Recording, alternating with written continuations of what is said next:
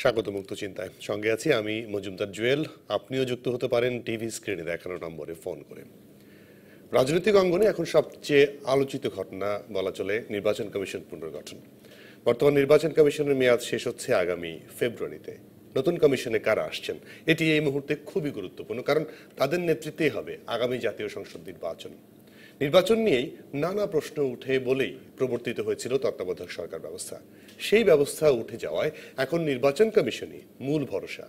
এই কমিশন যেন গ্রহণযোগ্য হয় সেই লক্ষ্যে মহামান্য রাষ্ট্রপতি আলোচনা শুরু করেছেন রাজনৈতিক দলগুলোর সঙ্গে। আজ আলোচনা হয়েছে বিএনপির সঙ্গে। এছাড়া আলোচনায় রয়েছে নারায়ণগঞ্জ সিটি কর্পোরেশন নির্বাচনও। বাংলাদেশ ৪৫ বছরেও কেন পারল না একটি স্থায়ী শক্তিশালী নির্বাচনী ব্যবস্থা গড়ে তুলতে? এসব বিষয় নিয়ে আজ আমরা মুক্ত চিন্তায় আলোচনা করব। আজ আমাদের আলোচনার বিষয় ইসি গঠন এবং বর্তমান রাজনৈতিক প্রেক্ষিত। অতিথি হিসেবে রয়েছেন শিক্ষাবিদ ও শত নাগরিক কমিটির আহ্বায়ক অধ্যাপক এমাজউদ্দিন আহমদ। স্যার, আপনাকে স্বাগত জানাই স্টুডিওতে। ধন্যবাদ।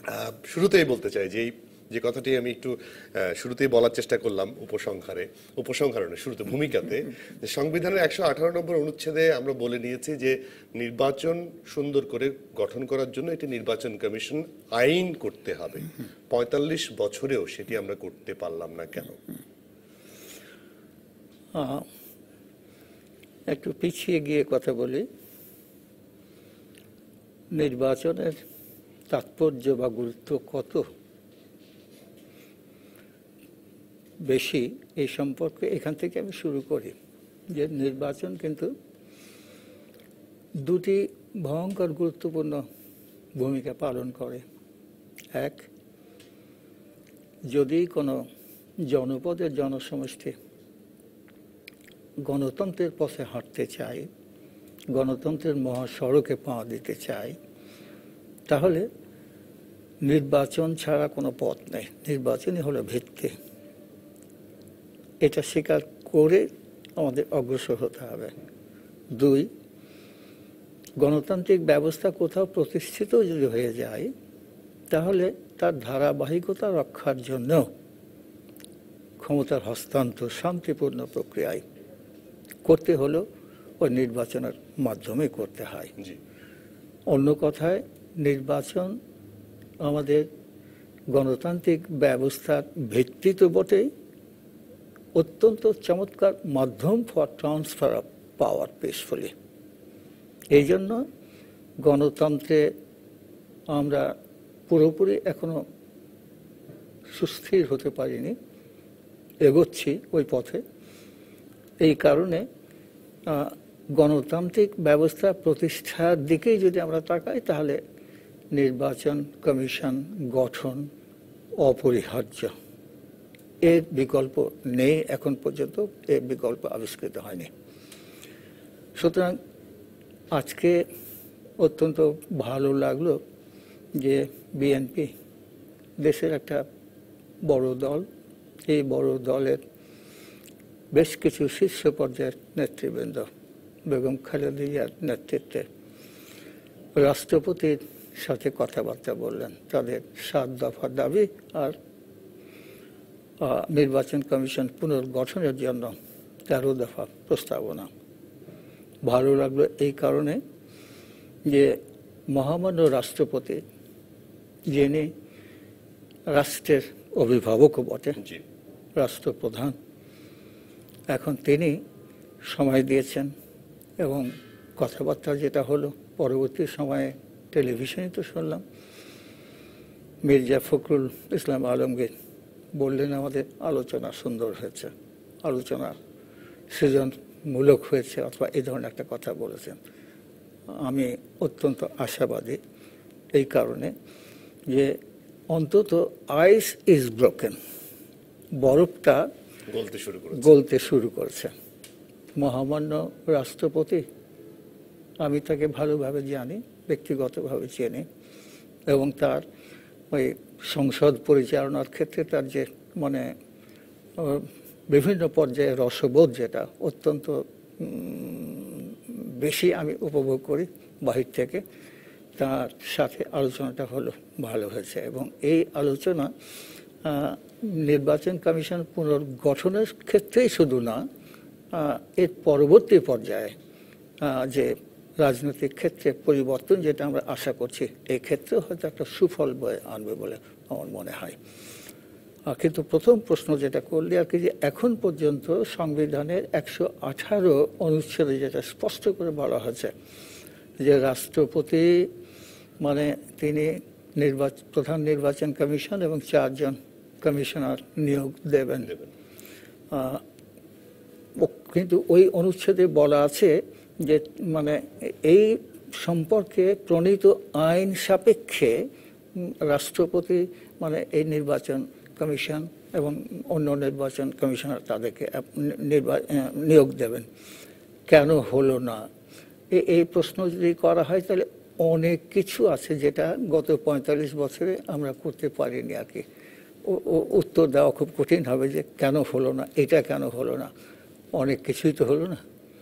বরং আমরা যদি চিন্তা ভাবনা করি তাহলে গণতান্ত্রিক ব্যবস্থাকে এখন পর্যন্ত আমরা তার নিজের রূপ বা স্বরূপে তাকে আনতে পারলাম না কেন। এর জন্য যে মন মানসিকতা প্রয়োজন। আমি আমার রাজনৈতিক নেতৃবৃন্দের দিকে তাকিয়ে কথা যদি বলি তাহলে by any definition all the persons of all the political parties, in most of the political parties, 2-4টা পার্টি আছে যে এই সম্পর্কে আমার কোনো বক্তব্য নেই, কিন্তু বাই অ্যান্ড লার্জ ফ্রম আমি যে কোনো রাজনৈতিক দলের ব্যক্তিবর্গের দিকে নেতাদের দিকে যদি তাকাই, I find them nice persons, ভালো ব্যক্তি, কোথাও কোনো সমস্যা নেই। কিন্তু যখন ভালো কাজের দিকে তাদেরকে মানে দেখতে চাই, কেন পায় না, এবং একমত হওয়ার বিষয়টাতে আসি তখন হওয়া যায় না। এক্স্যাক্টলি। এবং এই গণতান্ত্রিক ব্যবস্থার মর্মবাণীটাই হচ্ছে যে পারস্পরিক শ্রদ্ধাবোধ। চেষ্টা করেও মানে জোর করে হলেও একটু শ্রদ্ধাবোধ, একটু সমঝোতার মানসিকতা, কাছাকাছি থাকার একটা ভাব দরকার হলে মানে এগুলো মানে তৈরি করতে হয়। মানে এই ক্ষেত্রটা আমরা এখন পর্যন্ত উৎসর দেখি, গড়ে তুলতে পারেনি। এটা কি আরো নষ্ট হলো নাকি মানে কমলো না বাড়লো, এভাবে আলোচনায় আসবে। একজন দর্শক কাছে একটু প্রশ্নটা নিয়ে নিই, তারপর আপনার সঙ্গে অবশ্যই আলোচনায় আসি। দর্শক, আপনার পরিচয় দিয়ে প্রশ্ন করবেন। জি বলেন। আমি সাধারণ কবি দামোদর নোয়াখালী থেকে। জি বলুন। আমার প্রশ্ন স্যারের কাছে, প্রশ্নটা হচ্ছে যে ক্ষমতা কেন্দ্রিক রাজনীতিতে আওয়ামী লীগ এবং বিএনপি কৃষি পুনর্গঠনে কেউ কারো আদায় নীতি বা 1 ইঞ্চি ছাড় দিবনি, আর আমাদের অতীত অভিজ্ঞতা কি বলে? জি, আপনাকে ধন্যবাদ। প্রশ্নটি বুঝতে পেরেছি। এই বিষয় নিয়ে আসলে আমরা কথা বলছিলাম। আপনার প্রশ্নটি আরো স্পেসিফিক হলো যে কেউ কি ছাড় দেবে। আমি একটু আগেও যেটা বলার চেষ্টা করলাম যে এই ছাড়ের প্রশ্ন যদি আসছে তাহলে আমরা কি পেছাচ্ছি কি? আসেনি। কিন্তু আসলে যদি আবার গণতন্ত্রের একটা ডেফিনিশনের দিকে আমি যাই, যে গণতান্ত্রিক ব্যবস্থায় রাষ্ট্রনৈতিক ক্ষমতা বা পলিটিক্যাল পাওয়ার, স্টেট পাওয়ার, এই state power belongs to the people, এবং এই জনসাধারণের ক্ষমতার আমানত মানে ওই যারা ক্ষমতাসীন তারা যখনই ক্ষমতাসীন হন তখন ওই জনগণের ক্ষমতার আমানতদার হিসেবে থাকেন। এটা তার ব্যক্তিগত, বেশি উদার হতে হয়। এক্স্যাক্টলি, কারণ এটা ব্যক্তিগত সুযোগ সুবিধা মাধ্যম হিসেবে ব্যবহার না করে জনকল্যাণের জন্য, জনগণের যেহেতু ক্ষমতা, জনকল্যাণের ক্ষেত্রে এটা প্রয়োগ করা দরকার। আর জনকল্যাণের দিকে যদি প্রয়োগ করতে হয়, ওই জনকল্যাণকে বৃহত্তর ক্ষেত্রে নিয়ে আসার জন্য যদি অগ্রসর হতে হয়, তাহলে they have to become friendly to each other. মানে এই তো বিকল্প নেই, কারণ এখানে শত্রুতা তো কোনো জায়গা নেই। কী জন্য শত্রুতা থাকবে এখানটায়? যে ক্ষমতা, কিন্তু যদি ওই রাষ্ট্র ক্ষমতা হিসেবে না মনে করে আমরা যদি ব্যক্তিগত বা দলীয় পর্যায়ের ক্ষমতা হিসেবে এটা দেখি, তাহলে এটা গণতান্ত্রিক ভার্চু না, এটা গণতন্ত্রের গুণ না, এটা গণতন্ত্রকে তখন আমরা অপমান করছি আর কি। তো এই কারণে এটা হচ্ছে না। কিন্তু at some point of time, today or tomorrow, today তো হলো না, টুমরো আর ডে আফটার টুমরো, আমরা আমাদের আবার আগে বলেছি যে আমি প্রত্যেক রাজনৈতিক দলের ব্যক্তিবর্গকে মানে ভালো চোখে দেখি, ভালো ব্যক্তি হিসেবে চিহ্নিত করি। এই ভালো ব্যক্তিদের দ্বারা ভালো কাজটা কেন হবে না, কেন হবে না? একটা পর্যায়ে যখন তারা অনুভব করবেন যে আমার এটা ছোট্ট একটু ভুল হচ্ছে অথবা একটা ছোট্ট একটা ব্যত্যয় ঘটছে, তখন আমি দুঃখ প্রকাশ করতে কেন সংকোচ বোধ করব, কেন সংকোচ বোধ আমার হবে ওইসব ক্ষেত্রে? বরং আমি স্পষ্ট করে বলবো যে আমি সরি, এই জায়গাতে আমার ভুল হয়েছে। সুতরাং এই যে 45 বছর পার হলো, অথচ এই 118 যে অনুচ্ছেদে যে আইনটা প্রণয়ন করার দরকার ছিল আগে, এটা কেউ করেননি। মানে ক্ষমতাসীন দলও করেননি, অথবা যারা ক্ষমতা যেতে চাচ্ছেন তারাও করেননি, তারাও করেননি। এবং তারা যদি করে যেতে পারতেন তাহলে আজকে যাওয়ার বা এগুলোর প্রয়োজন হতো না। ওই যখনই আইন প্রণয়ন করা হবে এই সম্পর্কে, তখন নিশ্চয়ই আইনে বলতে হবে যে সুন্দরভাবে নির্বাচনটা অনুষ্ঠিত হোক, এবং নির্বাচন অনুষ্ঠিত হওয়ার মানেই হলো মাত্র দুটো জিনিস। এক, যে ভোটার তার ভোটটা যেন দিতে পারেন, যাকে খুশি তাকে দিতে পারেন। আর দ্বিতীয়, যিনি ভোট প্রার্থী তিনি যেন মানে প্রত্যেক ভোটারের কাছে যেতে পারেন, নির্বিঘ্নে যেতে পারেন। হ্যাঁ, হয়তো মিটিং করা, মিছিল করা, সমাবেশ করার অধিকারগুলো থাকতে হবে। তো এই দুটি ক্ষেত্রে মানে আমরা একমত কেন হব না কেন? আর একমত যদি না হই তাহলে আমরা গণতন্ত্রের কথা মাত্র কদিন আগে ওই 16ই ডিসেম্বরকে আমরা পালন করছি বিজয় দিবস হিসেবে, তার আগের একটা দিন বাদ দিয়ে 14 তারিখে আমরা আরেকটা দিন পালন করেছি ঢাকা বিশ্ববিদ্যালয়ের ছাত্র হিসেবে। যে কত ব্যক্তিবর্গ, কত বুদ্ধিজীবী শিক্ষক, রাজনীতির সাথে কোনো সম্পর্ক ওই ধরনের ছিল না, চিন্তাবিদ, বিভিন্নভাবে রাজনীতিবিদ এবং বিভিন্ন পেশার বুদ্ধিজীবীরা, তারা কি নির্মমভাবে নিহত হয়েছেন। কিন্তু তাদের চোখে একটা স্বপ্ন ছিল। আমারই বন্ধু বান্ধব, ওই সময় আমিও একজন তরুণ শিক্ষক ছিলাম, তখন ওই অ্যাসিস্ট্যান্ট প্রফেসর বলা হতো না, বলা হতো মানে senior lecturer, Giasuddin Ahmed senior lecturer, Anwar Pasha senior lecturer, এইরকম এই ব্যক্তিবর্গ, এদের একসাথে আমরা থাকতাম। চোখে আমাদের একটা স্বপ্ন ছিল বাবু, স্বপ্ন ছিল। এই জন্য মৃত্যুর ওই মুহূর্তে হয়তো ভীত হননি বা হলে আর পথ ছিল না, কিন্তু ওই স্বপ্নটায় আমরা যারা বেঁচে আছি আর কি, সারভাইভ করছি ওই পর্যায় থেকে, তাদের একটা দায়িত্ব তো আছে যে ওই মানুষগুলো যখন তারা সীমাহীন ত্যাগ তিতিক্ষার মধ্য দিয়ে আমরা ভিক্টরি ডে এই পর্যন্ত এলাম, তখন এই দেশটাকে, বাংলাদেশকে মানে আমরা গণতান্ত্রিক পর্যায়ে কেন উন্নীত করতে পারবো না? একটু না পারলে একটু সংকোচ হওয়া দরকার, একটু বিব্রত বোধ করা প্রয়োজন। এই কথাগুলো আবারও বলতে চাই। ওনার প্রশ্নের উত্তরে এই কথাটা আমি বলবো যে মানে আমরা ব্যর্থ হয়েছি, পারছি না। আবারও বলছি, আমরা ব্যর্থ হয়েছি, পারছি না। কিন্তু একটা ভরসা আছে বাবা, ভরসাটা হলো এই যে আমি আমার শিক্ষকতার জীবন প্রায় 55-56 বছর, এই শিক্ষকতার জীবনের শেষ পর্যায়ে আমি দেখি যে কয়েকটা large number of good boys and girls, আমার ছাত্রছাত্রী, আমরা যেটা পারলাম না আমাদের ছাত্রছাত্রী এটা করছে, এটা পারবে। ছোট্ট একটা উদাহরণ দেই যে পৃথিবীর ব্যাপী যদি সব থেকে নাম্বার 1 ইউনিভার্সিটির দিকে তাকাই, তাহলে মানে প্রায় 500টি বিশ্ববিদ্যালয় আছে, 500 মানে number 1 university in the world. এই 500টি বিশ্ববিদ্যালয়ে মানে হার্ভার্ড, এই অক্সফোর্ড, কেমব্রিজ, প্রিন্সটন, এগুলো ধরে যে এমন কোন একটা বিশ্ববিদ্যালয় দেখা যাবে না যেখানে আমার ছাত্রছাত্রী, আমার এই দেশের বাংলাদেশের লোক ওখানে পড়াচ্ছে না, পড়ছে তো বটেই কিন্তু পড়াচ্ছেও বটে।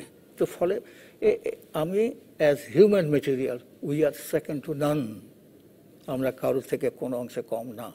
এখন প্রয়োজনটা হলো যেভাবে হোক না কেন we have to be aware এবং we have to be guided by our conscience.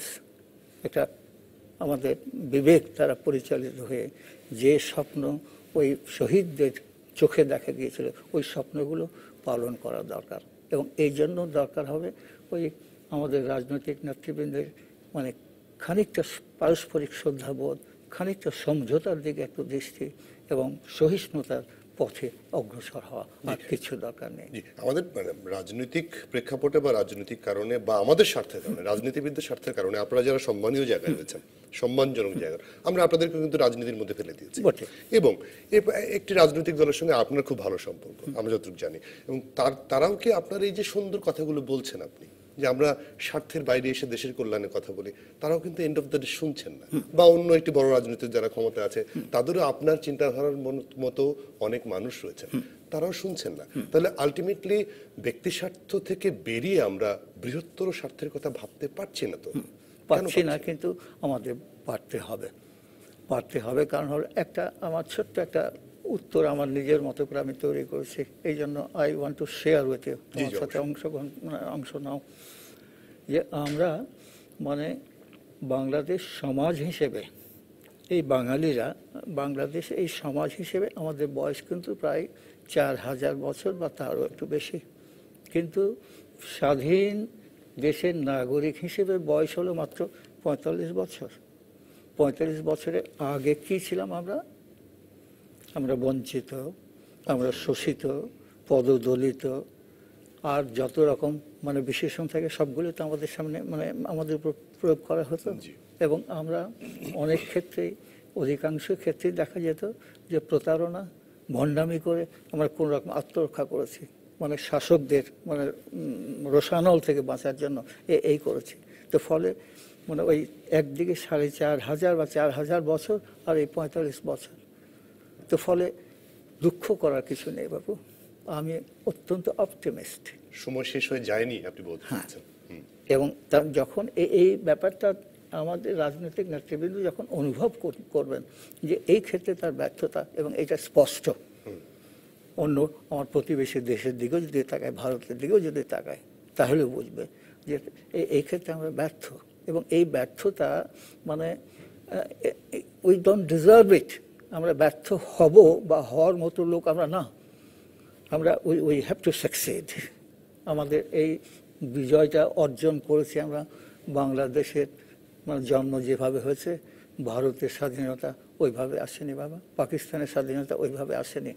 এই বাংলাদেশের স্বাধীনতা এসছে রক্তাক্ত প্রান্তর, মুক্তিযুদ্ধের রক্তাক্ত প্রান্তর থেকে। এখন ওই লোকগুলোর দিকে একবার পেছন ফিরে যেটা আমরা তাকাই যে হোয়াই ডিড দে ডাই, কেন তারা আত্মত্যাগ করলেন, রক্ত ঝরিয়ে চারদিকে মাত্র 9 মাসের মধ্যে অসম্ভবকে সম্ভব করলেন। কি করে করলেন?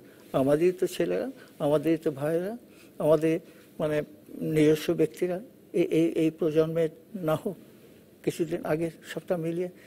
ফলে এই যে সংকোচ বোধটা, একটা বিব্রত বোধ এরা করতে বাধ্য করবেন। জি, আমরা অবশ্যই আশা করতেই পারি যে অবশ্যই আপনারা একটা সমৃদ্ধ একটা ছোট্ট বিরতি নিয়ে আসি, তারপর আমরা এই আলোচনা সামনের দিকে এগিয়ে নিয়ে যাব। দর্শক, একটা ছোট্ট বিরতি নিচ্ছি, ফিরছি খুব শিগগিরই, সঙ্গে থাকবেন।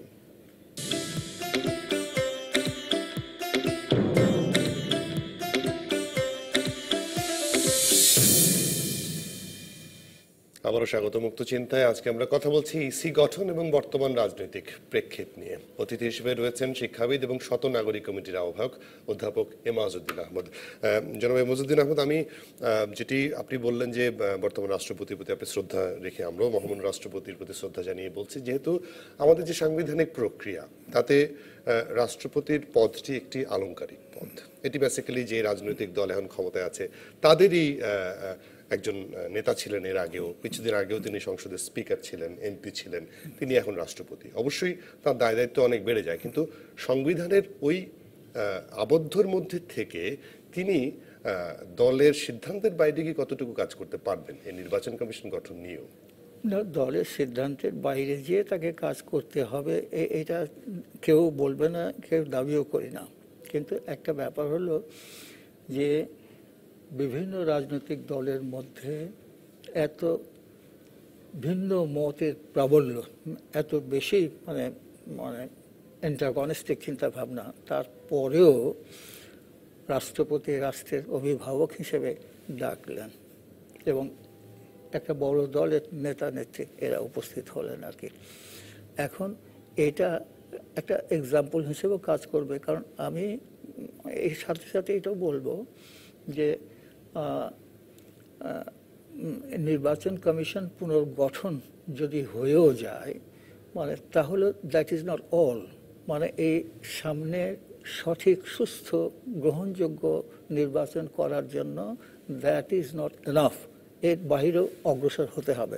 এবং তখন রাষ্ট্রপতিকে ছাড়িয়ে যারা রাজনীতির মানে নেতৃত্ব দিচ্ছেন, যেমন মাননীয় প্রধানমন্ত্রী অথবা মন্ত্রী পরিষদের সদস্যবৃন্দ, they have to be involved, মানে তাদের কাছেও যেতে হবে। এই জন্য আমি বলছি যে মানে নির্বাচন কমিশন পুনর্গঠন বা একটা গ্রহণযোগ্য নির্বাচন কমিশন, এটা অত্যন্ত গ্রহণযোগ্য ব্যাপার এবং এটা এখন সময়ের দাবি, এটা হচ্ছে এক কথায় সময়ের দাবি, এই ঠিক। কিন্তু এর বাইরেও মানে আরেকটা দিক আছে আর কি, যে যতক্ষণ পর্যন্ত না ক্ষমতাসীন দল বা ক্ষমতাসীন দলের নেতৃবৃন্দ মানে সুষ্ঠু গ্রহণযোগ্য নির্বাচনের একটা আবহ তৈরি করার জন্য নিজেরা পরস্পরের মধ্যে আলোচনার ক্ষেত্র তৈরি করছেন আর কি, বিরোধী দল এবং মানে ক্ষমতাসীন দলের নেতৃবৃন্দ যেভাবে হোক না কেন, একটা ক্ষেত্র তৈরি না করলে, আবহটা তৈরি না করতে পারলে নির্বাচন সঠিক হবে না। এখানটা আমি একটু আসবো, যেহেতু আমি প্রশ্নটি করলাম, একজন দর্শক অপেক্ষায় আছে, একটু অপেক্ষা না করেই প্রশ্নটা নিয়ে নিই। হ্যালো দর্শক, আপনার পরিচয় দিয়ে প্রশ্ন করুন। হ্যালো, আমি মাইনুদ্দিন বলছি যাত্রাবাড়ি থেকে। জি জি বলুন। আমার প্রশ্নটা হলো, আজকে যে নির্বাচন কমিশন নিয়ে আলোচনা হচ্ছে সেটা যেন লোক দেখানো হয় এবং রাষ্ট্রপতিকে আমার জনগণের আকাঙ্ক্ষা পূরণ করতে পারবে, কারণ প্রধানমন্ত্রীর অনুমতি নিতে হয় কমিশন গঠন করতে হলে। জি, আপনার প্রশ্নটি বুঝতে পেরেছি। এখানে আমি একটু এই প্রশ্নের সাথে লেজ লাগিয়ে দিই। সেটি হচ্ছে, আপনি তো বারবার বলছেন যেহেতু রাষ্ট্রপতি অবশ্য অভিভাবক হিসেবে ভালো উদ্যোগ নিয়েছেন, এটি চারিদিকে কিন্তু প্রশংসা পাচ্ছে। যেহেতু সার্চ কমিটি গঠনের একটি প্রক্রিয়া শুরু হয়ে গেছিল, বিএনপি পক্ষ থেকে দাবি করা হলো, তারা দেখা করলেন এবং রাষ্ট্রপতি এই দেখার পরিপ্রেক্ষিতে কিন্তু এই আলোচনাটা আজকে শুরু করলেন। সামনে আরো কয়েকটি দলের সঙ্গে আলোচনা করবেন, কিন্তু এর মধ্যে কিন্তু আজকে ক্ষমতাসীন দলের পক্ষ থেকে একটি বিবৃতিও দেওয়া হয়েছে, তাৎক্ষণিক প্রতিক্রিয়া দেওয়া হয়েছে যে এই আলোচনার কোনো ভিত্তি নেই। তাহলে আমরা আশা কতটুকু করতে পারি? না, আমরা আশা করেই যাব, আশাবাদী মানুষ, আমি আশা করেই যাব। কারণ হলো মানে যেটা মাননীয় মহামান্য রাষ্ট্রপতি যে উদ্যোগটা নিয়েছেন, যার সূচনা করলেন, এই সূচনার পূর্ণ পরিণতি একটা পর্যায়ে আসতে হবে। এবং এই জন্য যারা আজকে বলছেন যে এটা শূন্য অথবা এটা অর্থহীন, এই কথা যারা বলছেন, তাদেরকেও দায়িত্বটা গ্রহণ করতে হবে। তাহলে হোয়াট ইজ নেক্সট? মানে আমরা কি ওই একটা অটোক্র্যাটিক একটা মানে স্বৈরাচারী শাসন ব্যবস্থার দিকে এগোবো? তো তাহলে ওই যে 14 তারিখের মানে অনুষ্ঠানগুলোতে মানে চোখের পানি ফেলেছিলেন কি জন্য? এবং যখন ওই বিজয় দিবসের দিনে কথায় কথায় মানে বলতে মানে কত ত্যাগ তিতিক্ষার কথা মানে আপনাদের মুখ থেকে উচ্চারিত হয়েছে, আমরা জানি। এবং আমি জানি, আমি তখন মানে এই ঢাকা বিশ্ববিদ্যালয়ে ছিলাম, মানে পালিয়ে কোনো রকমে বেঁচেছি আর কি। এবং আমার এই ব্যাপারে একটা রিসার্চও আছে যে বাংলাদেশে তখন এমন একটি পরিবার ছিল না যে পরিবারটি পরোক্ষ অথবা প্রত্যক্ষভাবে মুক্তিযুদ্ধে তারা মানে এফেক্টেড হননি, একটি পরিবারও ছিল না। তো তাদের ত্যাগ তিতিক্ষা সবগুলোকে জলাঞ্জলি দিয়ে আমরা মানে এই কথাবার্তা বলে যাব, মানে যাতে কোনো ফল হবে না, এটা না। মানে রাষ্ট্রপতি যে পদক্ষেপ গ্রহণ করেছেন, যার সূচনা করেছেন, তার পরিণতি রাজনৈতিক নেতৃবৃন্দকে মানে সম্পূর্ণ করতে হবে, মেনে নিতে হবে, করতেই হবে আর কি, এছাড়া পথ নেই। আরেকজন দর্শক আছে, একটু টেলিফোনটা নেব। হ্যালো দর্শক, পরিচয় দিয়ে প্রশ্ন করবেন। আমি আব্দুল্লাহ হাসান বলছি। খুব সংক্ষিপ্ত সময়ে শেষ করে দিব। এমাজউদ্দিন স্যারের কাছে আমার একটা প্রশ্ন। এখানে আজকে যে টপিকটা, ওটাকে দুই ভাগে ভাগ করা হয়েছে, রাজনৈতিক প্রেক্ষাপট। সুতরাং এই রাজনৈতিক প্রেক্ষাপটে নারায়ণগঞ্জ ইলেকশনে সেনা মোতায়েন করা যায় কিনা, আর তো অনেক বিজ্ঞ মানুষ এবং মানে বুদ্ধিজীবী বলা চলে, সেই পরিপ্রেক্ষিতে উনি কি মতামত দেন? জি, আপনাকে ধন্যবাদ। আমি এই প্রসঙ্গে তো আসতাম অবশ্য, আপনি প্রশ্ন করেছেন, অত্যন্ত ভালো হয়েছে। সেনাবাহিনী মোতায়েনের বিষয়টা আমরা বারবার দেখি যে বিভিন্ন বিগত বহু বছর ধরে বর্তমান ক্ষমতাসীন দলও যখন বিরোধী দলে ছিল, তারাও দাবি করত বিভিন্ন কারণে অকারণে সেনা মোতায়েনের। এখন বিএনপি দাবি করেই যাচ্ছে, কিন্তু ইসি কখনোই করছে না। সেনাবাহিনী মোতায়েনই কি একটি সুষ্ঠু নির্বাচনের প্রধান শর্ত হতে পারে? প্রধান শর্ত না। আমি ছোট্ট একটা উদাহরণ দিয়ে বলি যে 1973 সাল থেকে আমাদের নির্বাচন ব্যবস্থা মানে শুরু হয়েছে আর কি, ওই ইলেকশন, জাতীয় সংসদ নির্বাচনটা শুরু হয়েছে 1973 থেকে। কিন্তু 3টি নির্বাচনকে এখন পর্যন্ত আমরা চিহ্নিত করি সফল, দেশে বিদেশে এগুলো সফল এবং অর্থপূর্ণ নির্বাচন। 91 নির্বাচন, 1996 নির্বাচন, 2001 নির্বাচন আর 2008 নির্বাচন। এই 4টা নির্বাচনকে আমরা ফেয়ার এবং ফ্রি গ্রহণযোগ্য নির্বাচন হিসেবে গ্রহণ করি। এই 4টে নির্বাচনে সামরিক বাহিনীকে মানে ওই নির্বাচনের কয়েকদিন আগে আর নির্বাচনের পর কয়েকদিন তাদেরকে ডাকা হয়েছিল এই কারণে যে যেভাবে হোক না কেন আমরা আমাদের জন্য আমাদের মর্যাদাকে হয়তো রক্ষা করতে সক্ষম হয়নি। আমাদের বলতে আমি রাজনৈতিক নেতৃবৃন্দের কথা বলছি, যার জন্য রাজনৈতিক নেতৃবৃন্দ অথবা ওই যে প্রশাসনিক ব্যবস্থা বা আইন শৃঙ্খলা রক্ষাকারী বাহিনী, এদের প্রতি জনগণের আস্থা যতটুকু তার থেকে অনেক বেশি আস্থাশীল তারা সামরিক বাহিনীর লোকজন উপস্থিতির উপর। সুতরাং এই জন্য যদি মানে প্রয়োজন হয় এবং এই নির্বাচন কমিশন যদি সঠিকভাবে ম্যানেজ করতে না পারেন এবং পারছেন না বলেও তো মানে অনেক খবরটা আসছে, তো ফলে দোষটা কি সামরিক বাহিনী? মানে আমাদেরই তো লোক, আমাদের একটা রাষ্ট্রের একটা রাষ্ট্র কর্তৃক তারা নিয়োজিত, রাষ্ট্র কর্তৃক তারা নিযুক্ত, রাষ্ট্রের একটা অংশ এবং অত্যন্ত বিশ্বস্ততার সাথে কাজ করছেন বলেই তাদের প্রতি এই আহ্বান যে কয়েকটা দিন এখানে থাকলে ক্ষতি কি? নির্বাচনের মানে 3 দিন আগে আর নির্বাচনের পর 1 দিন বা 2 দিন, মানে এই ব্যাপারগুলোকে অন্যভাবে না নিয়ে মানে আমি বলতে চাই যে নারায়ণগঞ্জের নির্বাচন মানে যেটা চিফ ইলেকশন কমিশনার বলেছেন যে we want to see it free, fair and acceptable, credible একটা ইলেকশন। এটা যদি করতে হয় তাহলে যত রকম ব্যবস্থা আছে সব ব্যবস্থা গৃহীত হোক, অসুবিধা কি? সামরিক বাহিনী এসে গেলে নির্বাচনটা কি মানে অর্থহীন হয়ে গেল? বাকি জনসাধারণের ভোট দেওয়ার সুযোগ যেখানটা, আমি তো বলেছি আগে যে ভোট দেওয়া মানে এটা তো একটা ভোটের অধিকার, তো আমার মানে ওই সংবিধানের মধ্যেই আছে যে একটা ফান্ডামেন্টাল রাইটস, এবং আমি ভোট দিতে চাই, যাকে খুশি তাকে আমি ভোট দিতে চাই। আর ভোট প্রার্থী তিনিও প্রত্যেক ভোটারের কাছে যেতে চান আন্ডার এনি সার্কামস্টান্স। তো যেতে যদি চান তাহলে যে অবস্থায় যাদের উপস্থিতিতে এটা সম্ভব, we have to have the presence of those people.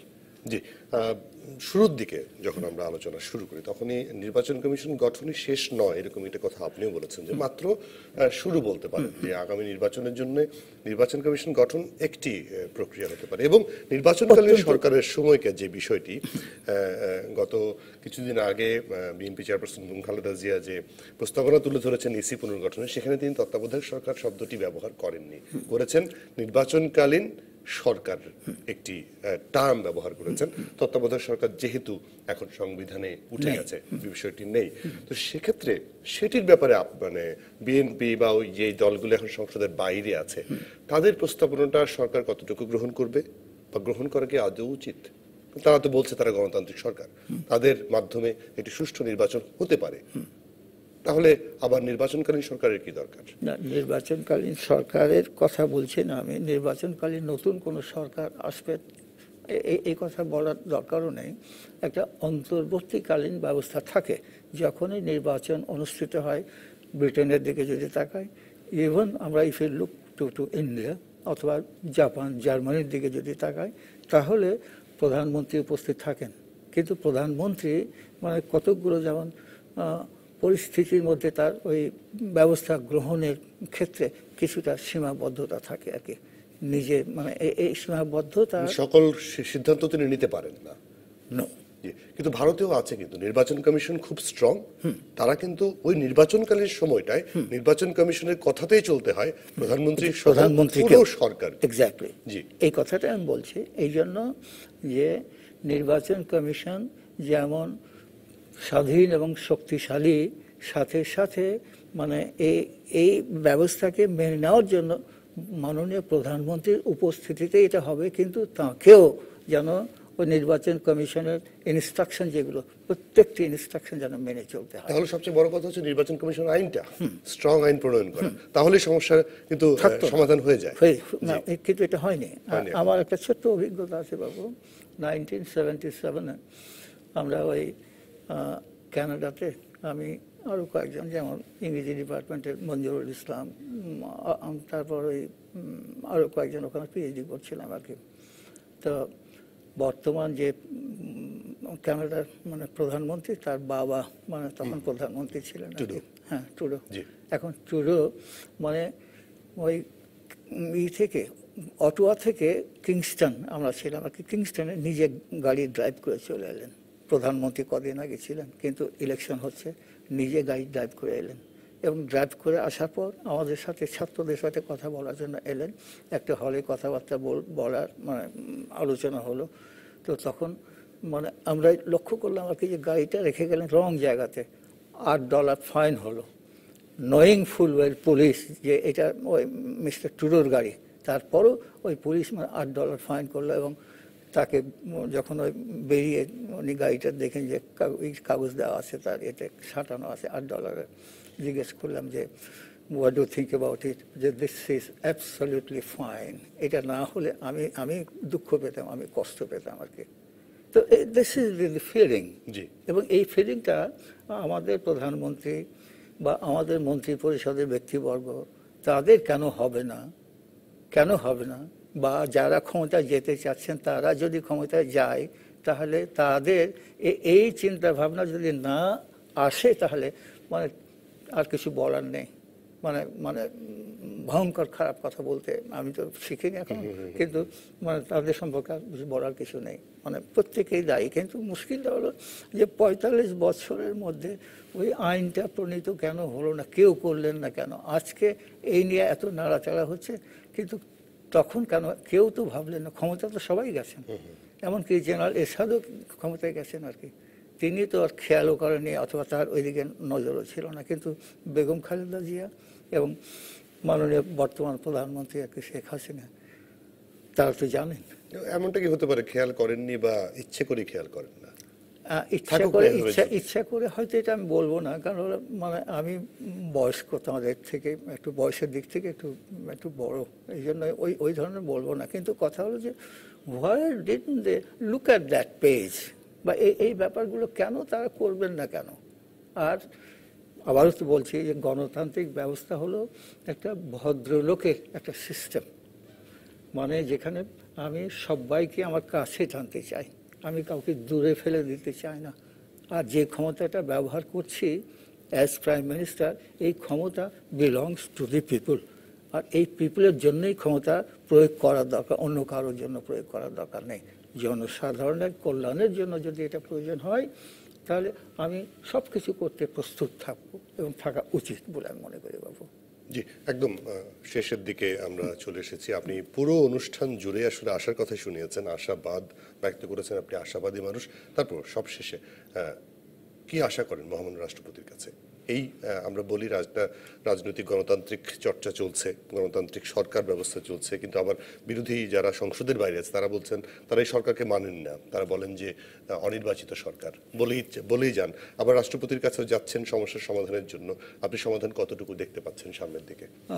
আমি এই ব্যাপারে এখনো মনে করি আর কি, পয়লা ওই বাক্যটা বলেছিলাম যে আইস ইজ ব্রোকেন, এবং প্রধানমন্ত্রী আজকে না হোক আগামীকালকে বা আজকে হয়তো মহামান্য রাষ্ট্রপতির সাথে কথাবার্তা বললে তিনি বিএনপির শীর্ষ নেতাদের সামনে যে কথাবার্তাগুলো আলোচনা হয়েছে, যে বিষয়টা, এই ব্যাপারটাও তাকে জানালে, আর আমি মাননীয় প্রধানমন্ত্রীর সম্পর্কে উঁচু ধারণা পোষণ করি যে একটা সংকট সৃষ্টি না করে সামনের দিকে যে নির্বাচন 2014 5 জানুয়ারিতে হয়েছিল, এরকম নির্বাচন হোক, এটা আমি বলবো মাননীয় প্রধানমন্ত্রী শেখ হাসিনা চান না, নিজেও চান না। এই জন্য তিনিও বারে বারে বলেছেন যে নির্বাচন হবে গ্রহণযোগ্য নির্বাচন, সুষ্ঠু, অবাধ এবং ইনক্লুসিভ, প্রত্যেক দলের মানে অংশগ্রহণের মাধ্যমে হবে। তো প্রত্যেক দল, এটা তাঁরই কথা, তিনি যদি এই কথা বলেন, I firmly believe that she will get it done. জি, আমরা ওই আশায় আসলে বুক বেঁধে আজকের অনুষ্ঠান শেষ করতে হবে।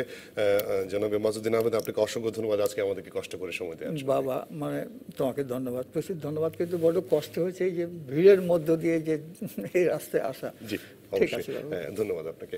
দর্শক, শেষ করছি আজকের মুক্তচিন্তার আলোচনায় অধ্যাপক মাসুদ্দিন আহমেদ যে আশার কথা শুনিয়েছেন, আমরাও আশার মধ্যে থাকতে চাই এবং তিনি সর্বশেষ যে কথাটি বলেছেন, মাননীয় প্রধানমন্ত্রী তিনি অনেক কাজই করেছেন, অনেক শক্ত হাতে দমন করেছেন, অনেক কিছু, অনেক সাহসের সঙ্গে অনেক কিছু করেছেন। এই কেওয়াজ যেটি হচ্ছে এখন, যেটি নানা ধরনের আলোচনা হচ্ছে, এটি নিয়েও আশা করি তিনি একটি সমাধানে পৌঁছাবেন এবং মহামান্য রাষ্ট্রপতি যেহেতু উদ্যোগ নিয়েছেন এই সি পুনর্গঠনে, সেটিও সমাধানের মুখ দেখবে বলে আমরা আশা করতে পারি। সবসময় থাকবেন ডিবিসির সঙ্গে।